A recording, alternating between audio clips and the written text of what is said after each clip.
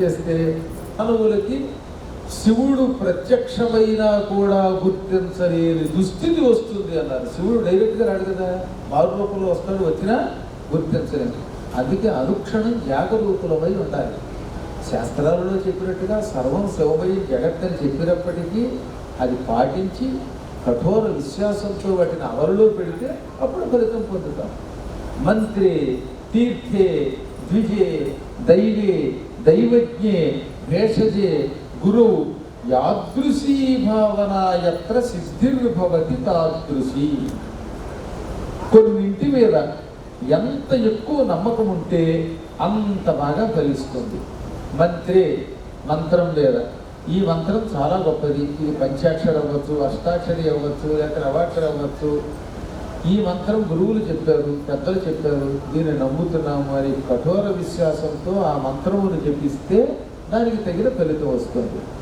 ఈ మంత్రంలో ఇన్ని అక్షరాలు ఉన్నాయి, ఇంతే కదండి, ఈ మాత్రం అక్షరాలు చదివినంత మాత్రం చేతనే ఫలితం వస్తుందా అనుకున్నామా? అస్సలు ఫలించదు.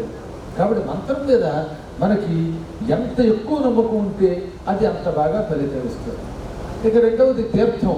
కాశీలా ఉండేవాటి, గంగలా ఉండేవాటి, గోదావరిలా ఉండేవాటి, ఏదో శివాలయం అంటే ఏదో అనుకున్నాం, తీరా దృష్టి ఇంతేనా అని రవ్వంత వాటి మీద మనం అవిశ్వాసం చూపిస్తే రావలసిన ఫలితం రాదు, అపఫలితం వస్తుంది. కాబట్టి తీర్థం మీద కూడా అంతే. ఇక్కడ తీర్థము అంటే తీర్థ స్థలము అని అర్థం చెప్పాలి, తీసుకునేటటువంటి తీర్థం కూడా. ఇప్పుడు అక్కడికి వెళ్ళగానే వాడు యజ్ఞం చేసి అర్చన చేసి తీర్థం ఇచ్చారు.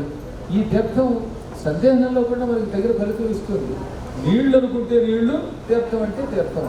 చేతిలో పోసింది ఏముంది, తేనెగా అనుకుంటే తేనె అయిపోతుంది. అలా కాకుండా ఇది రుద్రాభిషేకం వల్ల వచ్చిన పవిత్ర జలము, పవిత్ర ద్రవ్యము.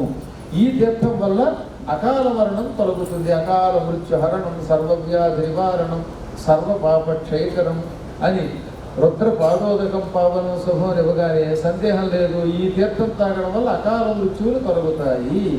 అకాల మృత్యు అంటే ఏంటనమాట, మనకు ఆయువు ఉన్న ముందు వచ్చే మృత్యు అన్నమాట. దానికి ఉదాహరణ భాగవతమే చెప్పింది. దుర్యోధనుడు ఆయువు 125 ఏళ్ళు, కానీ 60వ ఏటే పోయాడు. ఇంకా 65 ఏళ్ళు బతకవలసిన వాడు ఎందుకు ముందే చచ్చిపోయాడు? కారణం పాంచాలీ కబరీ వికర్షణ మహాపాపక్షత